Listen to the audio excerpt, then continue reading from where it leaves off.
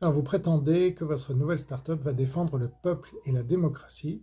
En effet, n'est-ce pas plutôt une manière pour vous de faire de l'argent sur le dos du peuple et au nom de la démocratie? Voilà, donc ce Captain Cook était très inspiré, m'a envoyé trois questions vaches.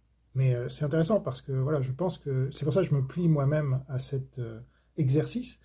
C'est que c'est il faut montrer un peu l'exemple. Donc, si moi-même, je ne réponds pas à des questions vaches, dérangeantes ou hostiles, on va dire, mais c'est ça le principe de la démocratie et du débat. Et donc, j'aimerais qu'on y revienne, donc c'est la moindre des choses.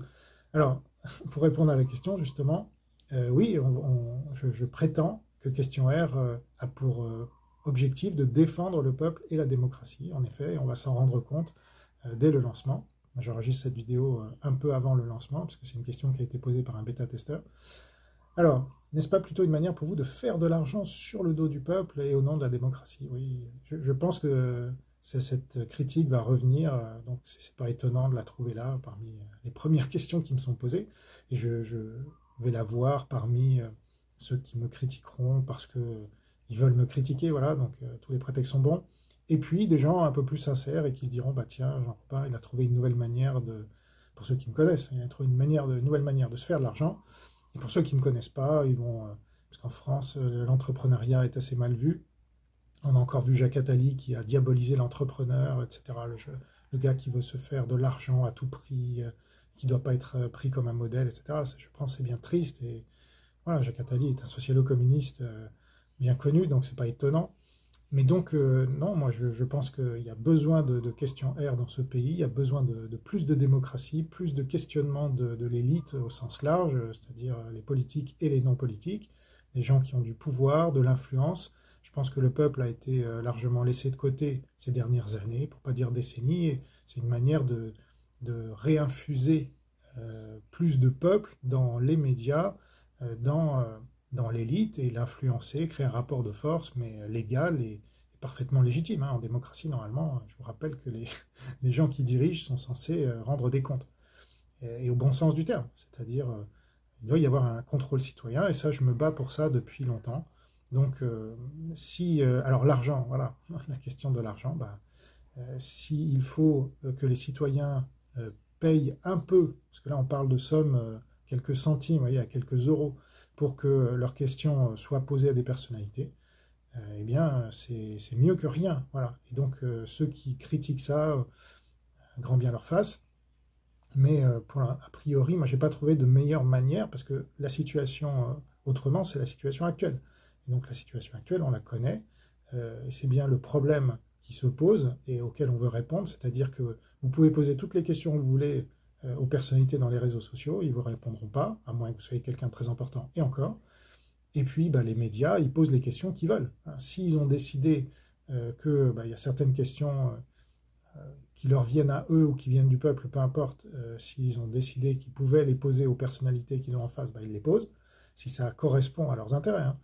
Alors parfois, il y a des gens qui arrivent à passer un peu le filtre, mais le filtre est très très important, y compris dans les émissions participatives. Et donc c'est ce problème-là fondamental qu'on a voulu adresser avec Question R, et je pense que on va briser un peu ce mur de Berlin sans être trop grandiloquent, mais voilà, il y a un mur aujourd'hui, invisible, entre le peuple et les élites, et nous, on veut pas le perforer non plus, parce que c'est bien qu'il y ait des limites hein, entre la classe dirigeante, comme on l'appelle, et le peuple. Hein, il ne faut pas qu'il y ait une porosité complètement complète, mais c'est très important que le peuple ait accès à son élite. Surtout, donc, l'idée du site, c'est que les gens se mutualisent par ces petits paiements. Voilà. Donc, nous, on prend notre commission parce que c'est bien normal et parce qu'on a des ambitions et on pense que c'est un site qui peut marcher aussi bien en France que dans le reste du monde. Et donc, pour ça, on a besoin de gagner de l'argent. Voilà, c'est comme ça, c'est une entreprise. Donc, on n'est pas une ONG, on n'est pas Mère Teresa, ni encore moins l'abbé Pierre. Et donc, je ne pense pas que ce soit un mal de vouloir améliorer la démocratie. Si vous regardez, moi je suis capitaliste, hein, c'est pas, je ne le cache pas, et je pense que le capitalisme est une condition à la démocratie, parce que c'est ce qui fait émerger la classe moyenne, qui permet ensuite de voter. Ça c'est bien étudié par les sociologues et par Raymond Boudon notamment, je vous renvoie à ses travaux. Donc ça vous intéresse. Donc voilà, il y a un lien intrinsèque entre capitalisme et démocratie. On l'a vu, on peut le nier, hein, on peut dire oui, c'est la Grèce antique et puis c'est tout.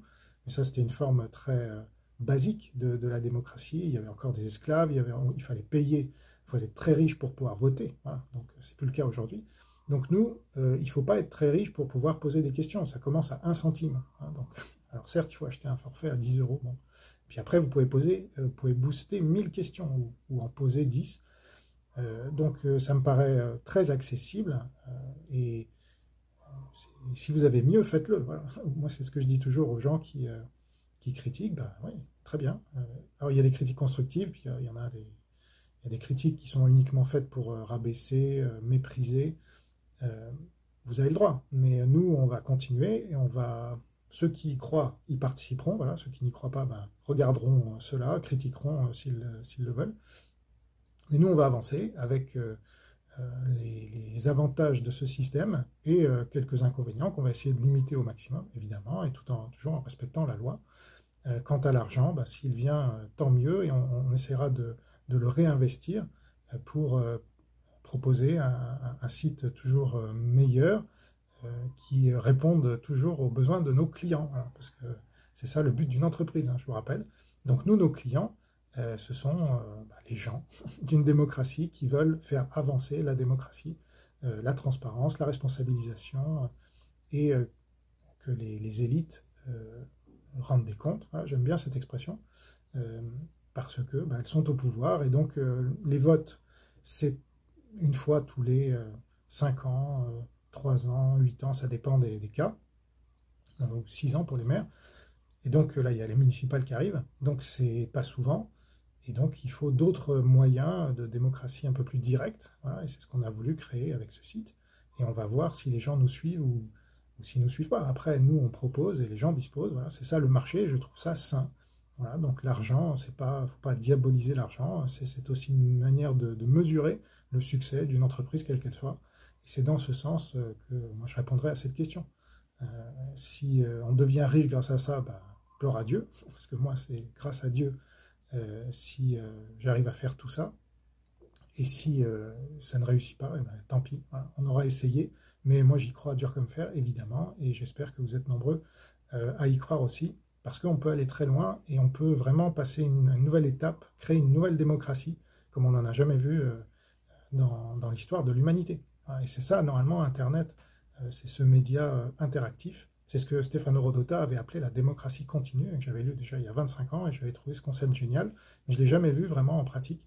Donc là, il s'agit de le mettre en pratique, et c'est maintenant à vous de jouer.